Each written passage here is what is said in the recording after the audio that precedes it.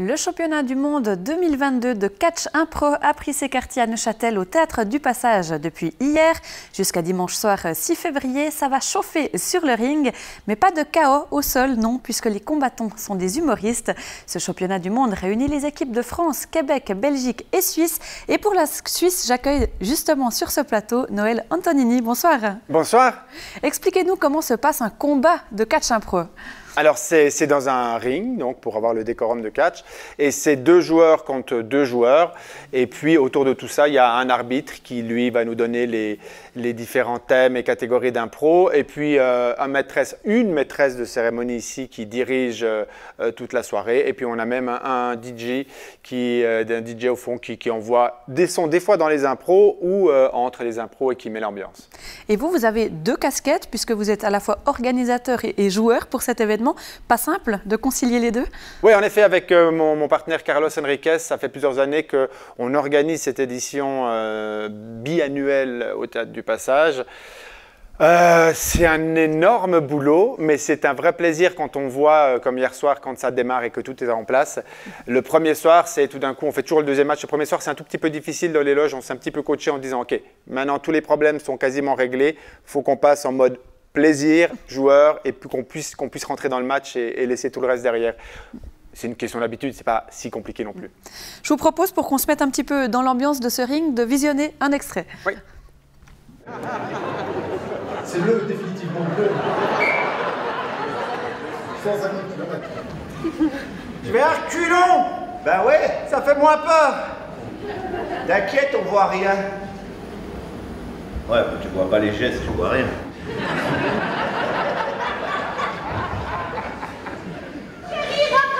Je peux pas, je tourne en rond tout seul. Il est marrant quand il arrive pas à faire un truc, il fait toujours sa tête bougon avec ses soucis qui se réunissent. Quels sont les avantages ou les inconvénients de l'improvisation pour un artiste? Les avantages ou les inconvénients les avantages, c'est que c'est une vraie gymnastique, ça s'entraîne, ça se travaille et donc ça développe énormément de capacités qui sont des capacités d'écoute, de mémoire, c'est créer le lien avec l'autre. Les désavantages, c'est difficile, il n'y en a pas des désavantages, soit on n'aime pas ça, mais c'est pas quels sont les désavantages. Les désavantages, non, il n'y en a pas, c'est ça qui est génial, c'est un avantage de plus, c'est qu'il n'y a pas de désavantage. Et hier soir, ça s'est plutôt bien passé pour vous puisque la Suisse a battu la France dans ce premier duel. Oui. Un petit air d'Euro 2021 comme ça? Non. L'avantage, c'est que nous, dans le monde de l'improvisation, les Français ne sont pas chauvins. On ne trouve pas ça en dehors, mais chez nous, dans l'impro, tout le monde s'aime. Non, ce qui est important pour nous, c'est vrai, c'est que ça serait bien que ça soit comme ça dans le foot, mais c'est que la qualité du match qui compte. Le résultat, c'est le petit plus à la fin, mais en premier, le but pour nous, c'est de faire un bon spectacle. Ça serait bien d'avoir un mondial comme ça où on s'en fout du résultat. On fait d'abord un bon match, puis après on regarde qui a gagné. Et en plus, ça ne se termine pas au tir au but pour vous, puisque c'est le public qui vote. Oui, c'est le public qui, à chaque improvisation, est sollicité pour dire laquelle des 2 équipes il a préféré. Donc au final, pour ce qui est du résultat, c'est vraiment le public qui fait.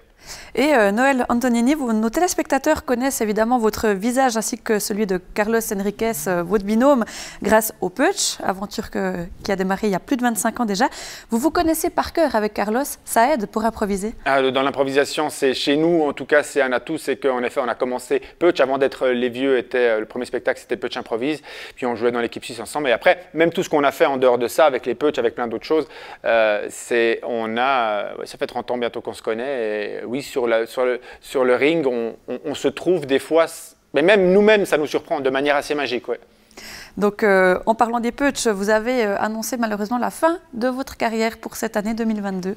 Oui, on a fait une relance là, avec un dernier spectacle qui s'appelle Vivant et qui est vraiment très chouette, on est très contents. Mais il se trouve que on a essayé de reprendre, enfin on a eu envie de reprendre, mais il se trouve qu'on a vraiment chacun de notre côté tellement de trucs en reprenant, du coup, on a fait la revue, puis on nous demandait pour les télés, puis des machins. Puis au final, c'est compliqué, on n'arrive pas à gérer nos agendas. Et on se dit que peut-être que c'est le signe qu'il faut qu'on fasse les autres choses qu'on a à faire. Et on est très content du parcours qu'on a fait ensemble pendant 30 ans.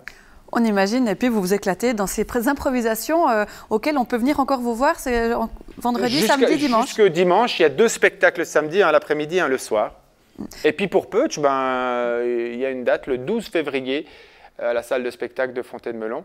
Et ça sera la dernière date en terre châteloise, c'est vrai. Magnifique. Eh bien, merci beaucoup Noël Antonini d'être merci à vous. sur notre plateau et bonne chance pour ces improvisations que la Suisse gagne. Oh ben, on s'en fout, on a dit qu'on s'en foutait.